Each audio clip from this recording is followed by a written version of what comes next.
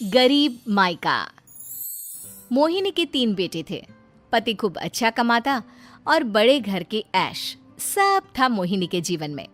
लेकिन एक चीज जो नहीं थी वो थी सुकून। मेरी बहन और मेरा भाई दोनों गरीब, लेकिन मैं मेरे पास तो नोट की बरसात है।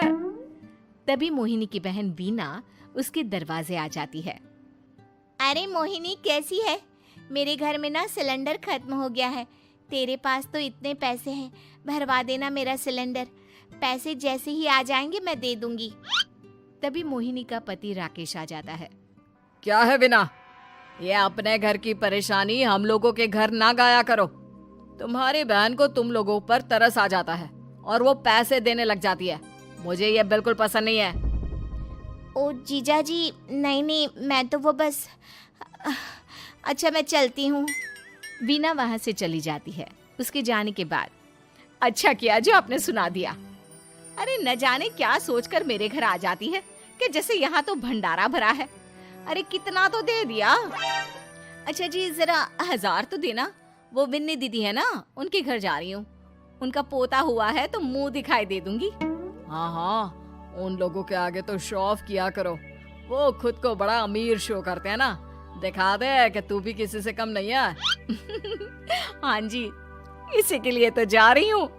मोहिनी तैयार होकर अपनी बुआ की बेटी के घर जाती है, जहाँ उसके पोते का कार्यक्रम चल रहा होता है। वहाँ वीना भी आई होती है। अरे वीना, क्या जरूरत थी यहाँ आने की? तेरे घर पर गैस नहीं है तो वो भरा लेती। क्या करूँ मोहिनी, बुआ को बुरा लग जाता नहीं जाती तो। वैसे मेरे पास एक जोड़ा बच्चे का कपड़ा रखा था, वही अपनी चांदी के पायल के साथ देने जा रही हूँ। घर पर गैस थी नहीं, सोचा परिवार यहीं खाना खा लेगा, बाकी सुबह का सुबह देखा जाएगा। मोहिनी को बहन पर दया आ जाती है। वो पर्स से 1000 रुपए निकाल कर दे देती है। ले विना, लेकिन पैसे वापस कर देना, तेरे जीजाजी हिसाब लेते हैं। मोहिनी भी क्या करती, गरीबी में बहन का सहारा ही उसके जीवन जीने का आधार था। फिर एक रोज, सुनिए, भाई के घर बेटी हुई है, मुझे माँ के पास जाना होगा। अरे उस घर में ना कूलर है ना एसी, कैसे रहोगी तुम? हाँ, वही सोच रही हूँ कि अकेली जाऊं, बच्चों को साथ ना ले जाऊं।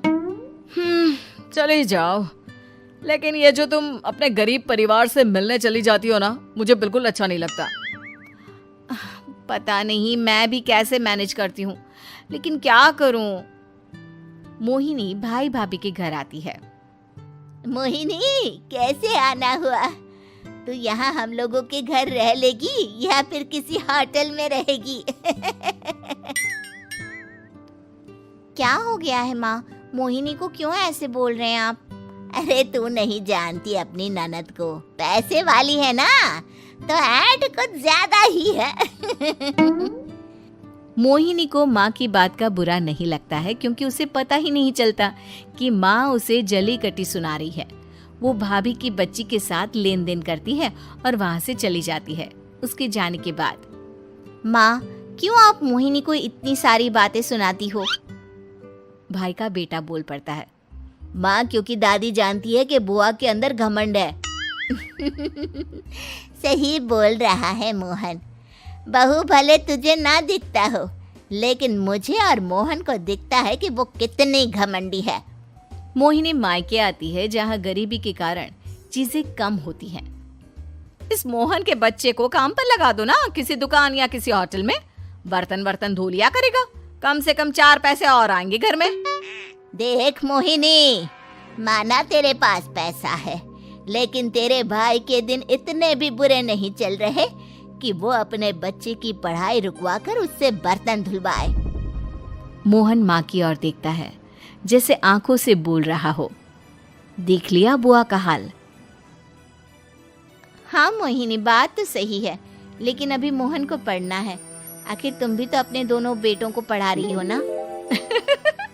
मेरे बेटों से कैसे कंपेयर कर सकती हैं आप? अरे वो तो कलेक्टर बनेंगे। हाँ, कल को वो मोहन को नौकरी में रख लेंगे, क्यों? मोहिनी कुछ दिन और रहकर चली जाती है। धीरे धीरे दिन बीतता है मोहन बड़ा होता है और कड़ी मेहनत से सफल भी हो जाता है। मोहिनी, माँ के जाने के बाद तो तुमने भाई भाभी के घर जाना छोड़ ही दिया, क्यों? वो क्या है ना, उन लोगों का घर छोटा है, मेरे बच्चे जाना ही नहीं चाहते।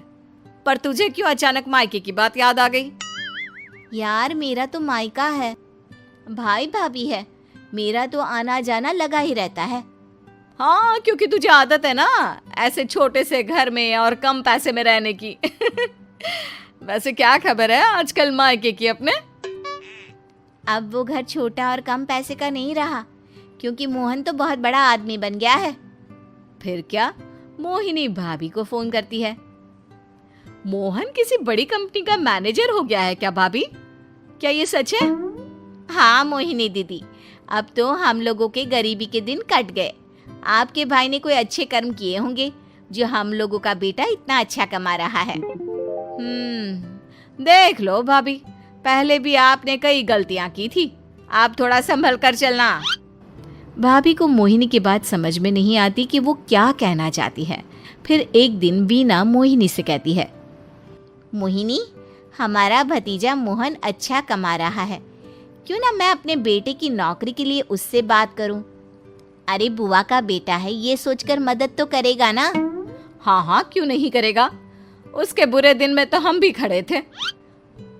मोहन को वीना फोन करती है और अपने बेटे की मदद करने की बात करती है।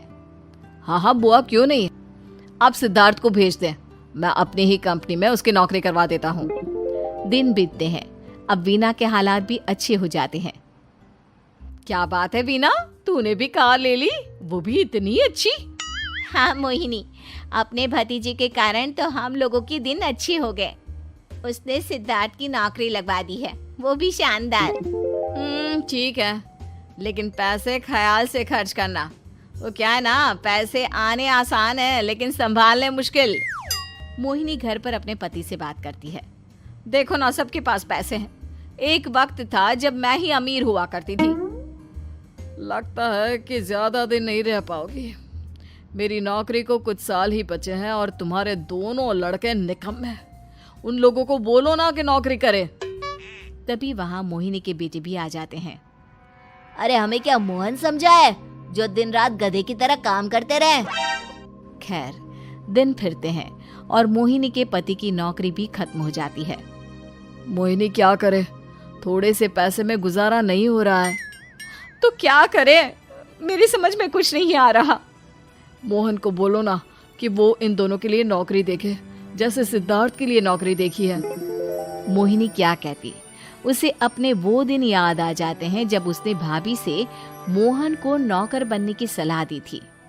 क्या हो गया, क्या सोच रही हो मोहिनी? यही कि वक्त कभी भी किसी का भी पलट सकता है, ऊपर वाले से डर कर रहना चाहिए।